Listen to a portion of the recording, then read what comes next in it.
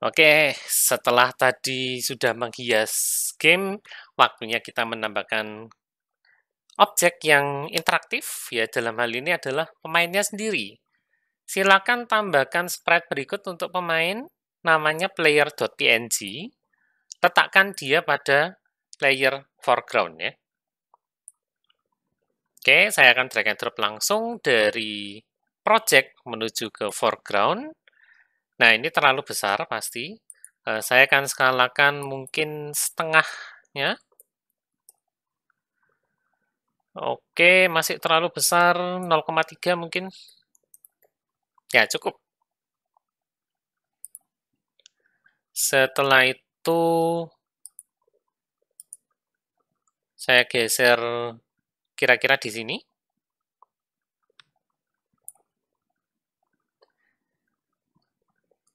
Ya. Nah, kalau teman-teman menjalankan gamenya sekarang dengan menekan tombol play, tentunya tidak terjadi apa-apa ya. Oke, semuanya diam di tempat. Teman-teman klik di sini tidak terjadi apa-apa, tekan tombol apapun juga tidak terjadi apa-apa. Ya, nanti perlahan-lahan kita akan tambahkan interaksi pada game object player ini ya. Sebelum itu ada beberapa hal yang perlu kita tambahkan terlebih dahulu. Ya, nah kita akan menambahkan beberapa komponen tambahan. Yang pertama namanya adalah box collider 2D. Ya, komponen ini merepresentasikan yang namanya hitbox ya. Jadi pada dunia game itu teman-teman mungkin familiar sudah dengan istilah hitbox ya. Ini adalah sebuah kotak, tidak melulu kotak, bisa bentuknya lingkaran, bisa berupa kubus bahkan untuk game 3 dimensi ya. Kalau sebuah benda menyentuh hitbox ini, maka sebuah objek itu bisa bereaksi. Misalkan, kalau player ini bertabrakan dengan musuh, maka health-nya berkurang. Kalau pelurunya itu masuk ke hitbox-nya musuh, maka musuhnya akan mati. Dan lain-lain ya. Oke, kita tambahkan aja ke player. Pastikan playernya sudah terpilih terlebih dahulu ya, game objeknya. Kemudian klik Add Component, pilih Physics 2D, dan pilih Box Collider 2D. Ya, maka saya akan zoom in sebentar ke playernya, dan saya akan pindahkan playernya ke tempat yang agak kelihatan. Ya, di sini agak tidak kelihatan sebenarnya. Oke, saya geser sebentar ke sini. Nah, pada game object player itu akan muncul garis hijau. Ya, ini menunjukkan box collider dari sprite ini. Kalau teman-teman lihat, box collidernya sekarang terlalu besar untuk player kita ya. Artinya nanti, kalau misalkan peluru musuh itu sudah nyentuh kotak atau sisi yang sebelah sini, itu dianggap sudah tabrakan. Ya, padahal dari penglihatannya pemain nih, loh, pelurunya masih di sini, tapi kalau sudah dianggap nabrak ya. Nah, itu karena hitbox yang tidak sesuai. Ya, jadi kalau teman-teman melihat di game itu kadang-kadang ada objek yang, loh, belum nyentuh tapi kok sudah bereaksi. Nah, itu akibat hitbox-nya yang kurang tepat ya. Untuk hitbox sebetulnya tidak ada batasan ya, mau dibuat bentuknya sama dengan player juga tidak masalah, tapi dari sisi performance itu akan berpengaruh sangat besar ya. Semakin sederhana bentuk dari hitbox, semakin cepat sebuah game engine itu bisa mendeteksi tabrakan. Ya, oleh karena itu biasakan untuk menggunakan collider yang bentuknya sederhana. Ya, ada box, ada circle dan lain-lain. Nah, untuk mengedit collider ini, teman-teman bisa klik tombol edit collider ini. Ya, kemudian silakan di drag and drop sesuai dengan kebutuhannya. Misalkan saya hanya akan mengatur hitbox-nya, sorry. Ya, saya hanya akan mengatur hitbox-nya kurang lebih di sini saja. Ya, kalau ada yang merasa, loh, bagian sini ini kok juga bakal dianggap tabrakan ya, boleh diganti kalau tidak suka dengan box collider 2D. Ya, saya akan remove dan ganti dengan circle collider 2D atau bahkan kapsul collider 2D ya. Kalau kapsul bentuknya jadi kapsul. Nah, ini bisa dibuat kira-kira jadi seperti ini.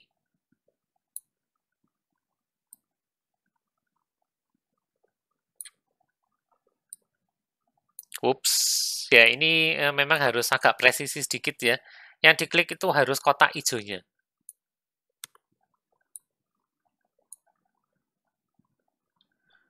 Oke, ukurannya saya perkecil dulu.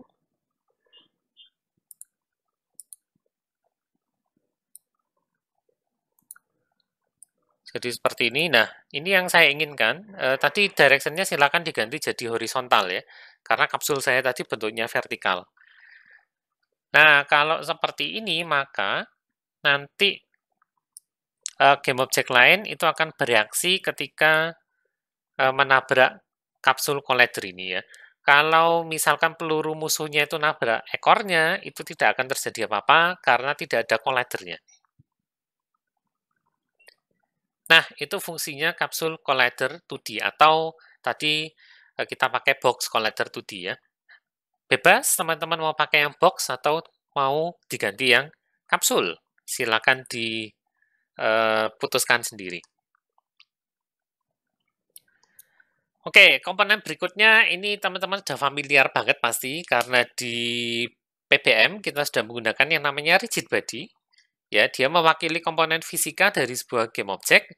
Karena kita kerjanya di game 2D, maka namanya rigid body 2D. Oke, tambahkan aja rigid body 2D. Ya, komponennya agak mirip dengan rigid body yang 3D ya. Teman-teman bisa lihat di sini ada banyak setting yang serupa dengan rigid body yang 3D. Ya, tapi untuk use gravity ini diganti menjadi gravity scale. Ya, nanti jangan lupa untuk gravitasinya bisa dimatikan terlebih dahulu. Karena kalau tidak, berarti player kita terpengaruh oleh gravitasi. Ya, nilai gravitasinya standar negatif 9,81 meter per second kuadrat. Ya, gravitasi bumi seperti biasa. Kalau tidak mau pakai gravitasi, maka tinggal diisi skalanya 0, gitu aja. Ya, kalau saya tes, maka player kita tidak akan jatuh sekarang.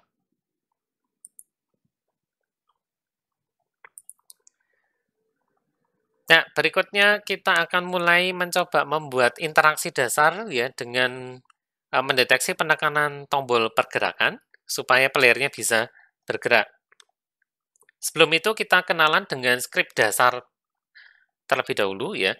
Sebuah script itu pada dasarnya punya dua buah method, namanya start dan update. Ya, start itu akan dijalankan pada saat game objeknya itu muncul ke layar pada saat dia aktif ya. Maka method start akan dijalankan terlebih dahulu. Ya, ini ada yang mirip method namanya awake ya. Awake ini lebih mirip konstruktor. Jadi kalau game objeknya itu ada di scene tapi pada keadaan tidak aktif, awake itu akan tetap jalan. Sementara itu start tidak akan jalan. Ya, berikutnya ada method namanya update. Dia akan dijalankan per frame. Ya, tiap frame method ini sangat tergantung frame rate ya, FPS kalau teman-teman lebih familiar dengan istilah tersebut ya.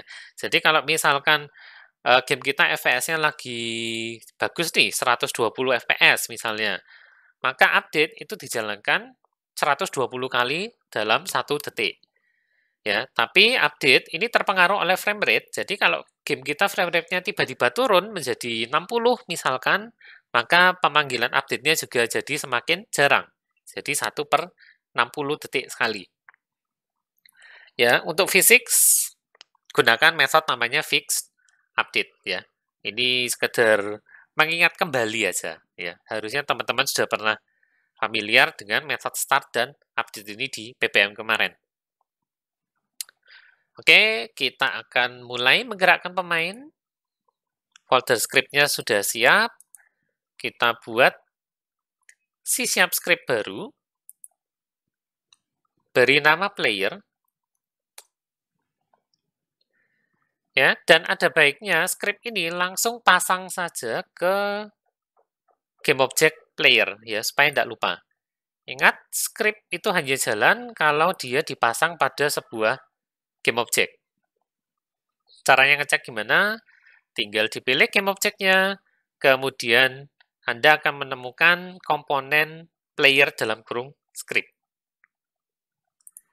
Ya. Nah, waktunya membuka file ini. Ya, oke. Pilih aja Visual Studio 2019.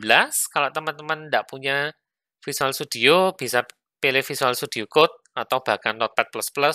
Ya, tidak disarankan pakai Notepad ya.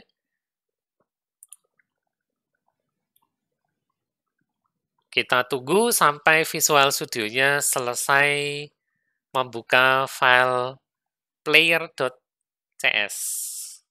Nah, ini dia. Mudah-mudahan masih ingat ya dengan struktur kelas seperti ini.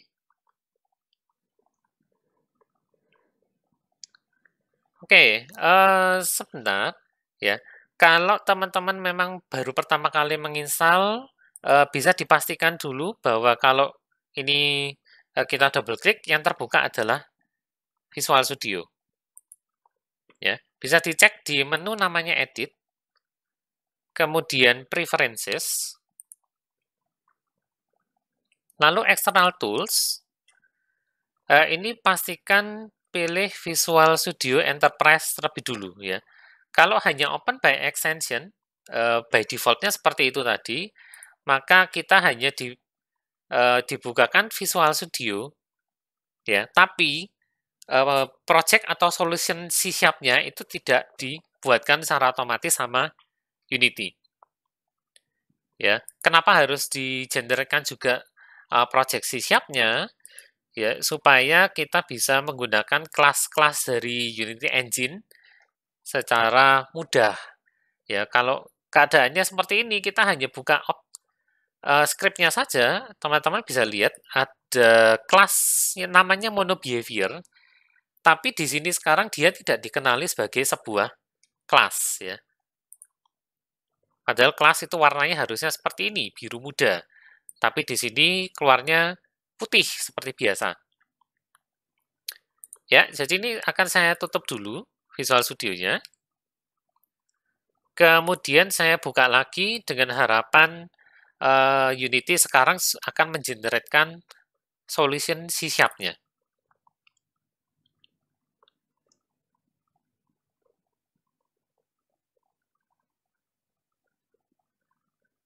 Oke, ini saya allow dulu.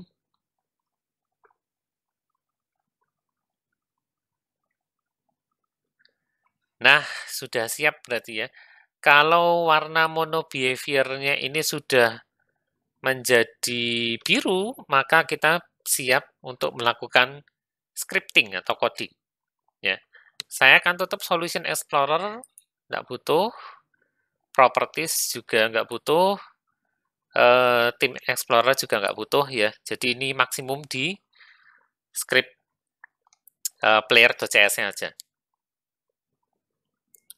Nah, untuk bisa menambahkan interaksi ketika pemain menekan tombol pergerakan ya, atas bawah kiri kanan atau skema WSAD, kita akan menambahkan beberapa field baru. Yang pertama adalah untuk laju pemainnya sendiri, angkanya ngawur aja dulu, nanti bisa kita ganti sesuai kebutuhan ya. Public integer speed sama dengan 50. Kemudian untuk kecepatan, tambahkan private vector 2 velocity ya. Ya ini butuh pembiasaan lagi ya. Kalau di PBM kemarin, teman-teman pakainya vektor 3. Untuk game programming ini, kita pakai vektor 2, karena gamenya hanya 2 dimensi. Kemudian private rigid body RB ini hanya untuk optimasi ya, untuk mendapatkan komponen rigid body terlebih dahulu. Oke, kita tambahkan dulu public integer speed,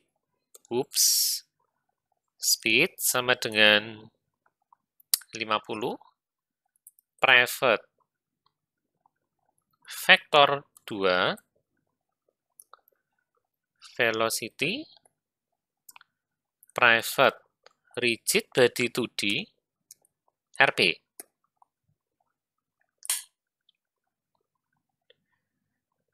Nah, berikutnya di start. Oh, sebelum ke start, ya ini saya pernah bicarakan dulu waktu di PPM ya. Kalau di Unity, field biasa kita set jadi public ya. Kenapa? Karena kalau field kita buat public, itu artinya kita mengekspos field tersebut sehingga bisa terbaca di Unity Editor. Kalau fieldnya private, maka kita tidak bisa otak-atik di Unity Editor ya. Kita harus menambahkan sebuah tag khusus untuk bisa mengekspos field tersebut ke Unity. Ya, tapi paling gampang, bikin aja dia jadi public.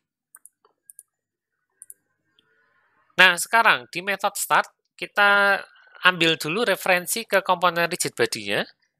Ya, sekali lagi, ini untuk optimasi. Kenapa?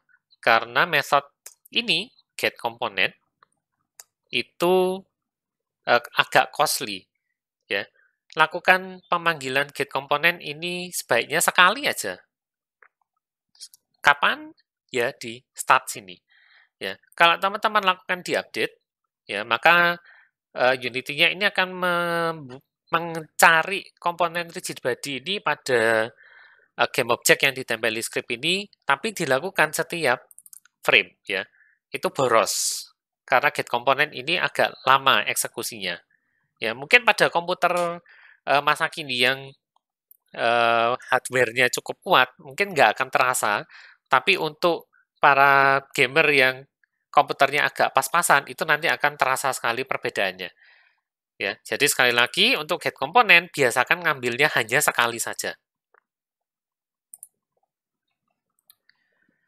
Nah, pada method update, kita akan mendapatkan input pergerakan dari pemain menggunakan method input.getAxis. Masih ingat ya sama ini ya?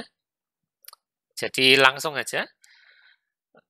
Pada method update, kita dapatkan input dari player dengan dua buah variabel X dan Y, input.getAxis horizontal, Y-nya input.getAxis vertikal, lalu kita buat kecepatannya velocity sama dengan new vector 2, X, Y dikalikan dengan speed.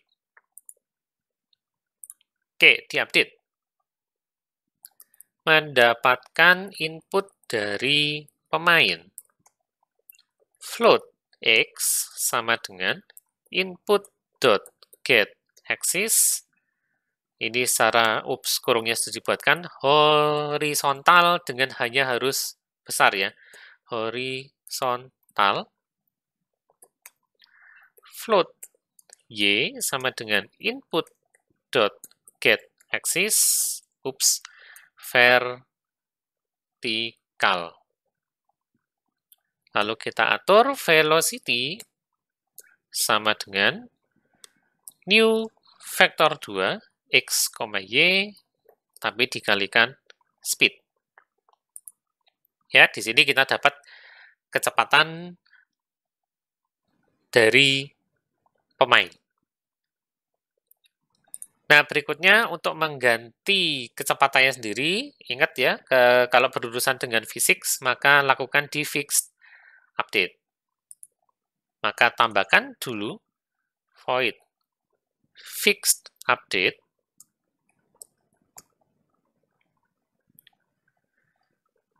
rb.velocity sama dengan velocity. Itu aja. Ya, jangan lupa di-save. Kemudian kalau teman-teman kembali ke Unity-nya lagi, ya, sekarang di player akan muncul sebuah field baru namanya speed. Ya, kita bisa tes sekarang. Play, shortcutnya Ctrl P ya, masih ingat ya. Oke, tes. Seperti ini, kalau dirasa terlalu cepat, teman-teman boleh ganti nilai speed-nya langsung di sini. Oke, 30 saya rasa masih terlalu kencang. 20 mungkin.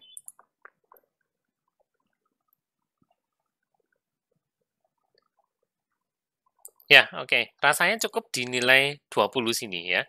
Saya rasa sudah cukup. Diingat-ingat value 20-nya. Kenapa? Karena kita melakukan perubahan ini pada play mode.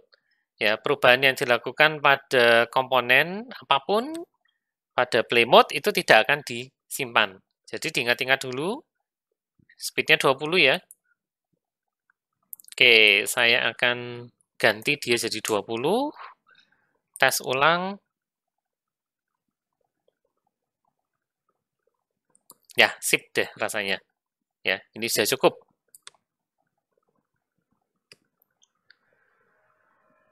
Ya, jadi itu caranya secara dasar untuk membuat interaksi ya. Kita sudah bisa menekan tombol WSAD atau atas bawah kiri kanan dan bisa membuat pemainnya bergerak.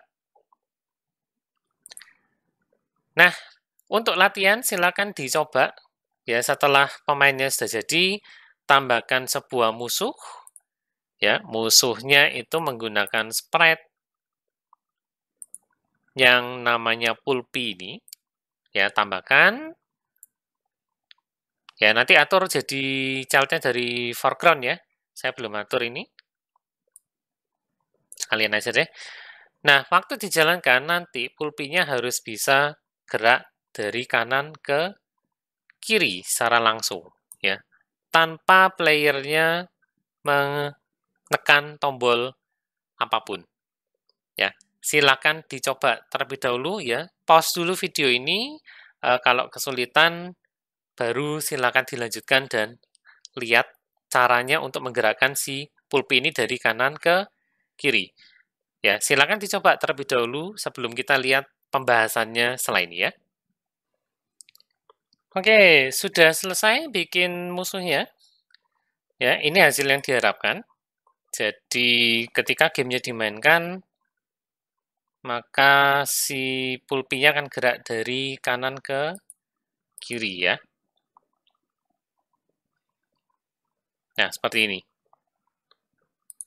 Nah, ini implementasinya gampang sekali, agak mirip dengan player, tapi karena dia geraknya otomatis, maka jangan mendeteksi pergerakan pemain pada pulpi ini. Ya, itu sebabnya untuk pulpinya sendiri, komponennya masih sama semua. Ya, ada circle collider 2D, ada rigid body 2D, tapi skripnya saya pecah.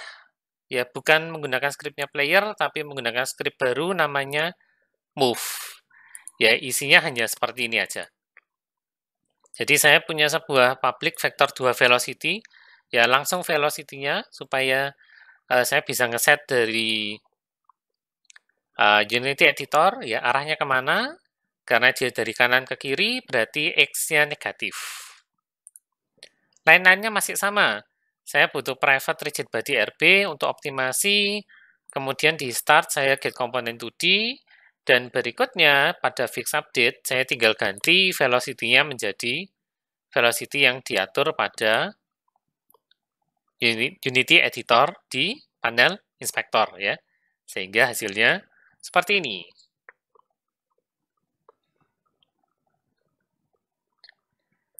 Oke, nah dengan demikian game dasar Anda sudah mulai terbentuk ya. Kita sudah bisa menambahkan background, bisa menambahkan properties, prop ya, untuk menghias level, bisa melakukan slashing, bisa menambahkan player sekarang dengan script tertentu yang membuat pemainnya bisa bergerak sesuai dengan tombol yang ditekan oleh pemain.